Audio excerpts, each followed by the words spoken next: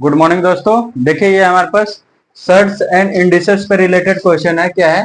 If 2 पे power x minus 1 plus 2 पे power x plus 1 equal to 1280 then find the value of x। मतलब यहाँ पे x का क्या वैल्यू रखेंगे कि इसके इक्वल होगा, तो हमें वही x का वैल्यू निकालना है। देखिए इसको कैसे सॉल्व करेंगे, इंपॉर्टेंट क्वेश्चन है।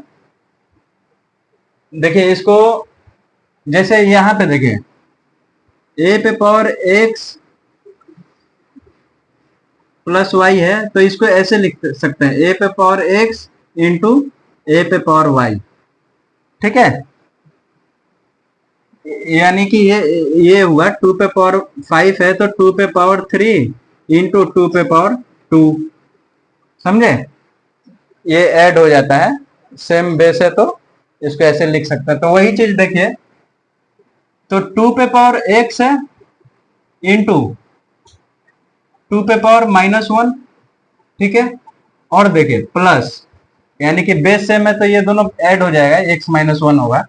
वैसे ही देखिए 2 पे पावर x इंटू 2 पे पावर 1। ठीक है, यानी कि ये भी बेस सेम है तो ये दोनों ऐड होगा, तो ऐसे लिख सकते हैं। ठीक है, अब देखिए यहाँ पे इजकल टू क्या है, 1280। ठीक है, अब देखिए यहाँ पे 2 पे पावर x है, यहाँ पे भी 2 पे पावर x है, यानी दोनों में है तो कॉमन ले सकते हैं।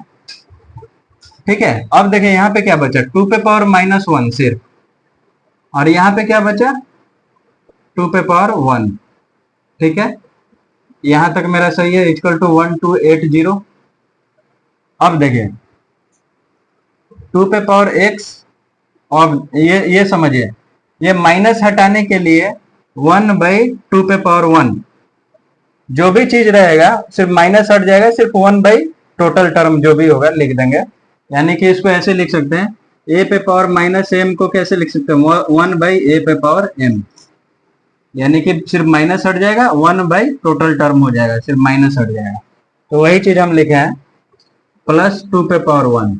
ठीक है, इक्वल टू 1280। ठीक है, अब देखिए 2 पे पावर x, ये 1/2, 1/2 प्लस 2, यही चीज आया। और 2 को हम क्या लिख सकते हैं, 2/1 लिख सकते हैं, इक्वल टू 1280। अब यहां से एलसीएम ले लीजिए, तो 2 हो गया, 2 हो गया ना, तो यहाँ पे 1 और ये 4।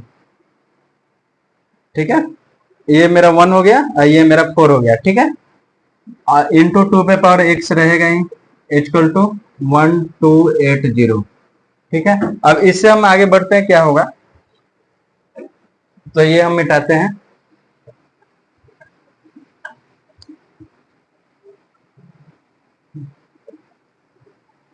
ये देखिए 2 पे पावर x इंटू, यहाँ पे कुछ नहीं है तो इंटू है, तो 2 पे पावर x इंटू क्या आ गया मेरा, 5/2 इक्वल टू 1280, यानी कि यहाँ पे मल्टीप्लाई आ गया। अब देखिए यहाँ से क्या होगा, 2 पे पावर x ऐसे ही रह जाएगा, और ये 2 इधर मल्टीप्लाई हो जाएगा, ये इधर डिवाइड में हो जाएगा, तो 1280 इंटू 2/5, ये 5 इधर डिवाइड में आ गया, ये उधर मल्टीप्लाई में चला गया। अब देखिए इसको काटिए 5 से, ये आया मेरा है, यानी कि 2 पे power x equal to 256 into 2, यानी कि इसको हम क्या लिख सकते हैं, 16 का स्क्वायर, 16 का स्क्वायर, यानी 16 इंटू 16 इंटू 2।